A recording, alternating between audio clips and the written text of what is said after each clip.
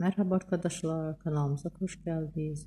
Bugün sizler için güzeller güzeli Demet Özdemir ve yakışıklı oyuncumuz Can Yaman'dan güzel paylaşımlar sizler için hazırladık. Onlar erkence Kuş dizisinde beraber rol almış ve sevgili olmuşlar. Ve dizi bittikten sonra yollarına ayrılmış ve Can Yaman İtalya'ya gitmiş ve orada yeni dizide rol almıştı. Biz de sizler için onların romantik fotolarını hazırladık. Bu videoların devamlı gelmesini istiyorsanız kanalımıza abone olup yorum yazmayı unutmayın. Herkese teşekkür ederim.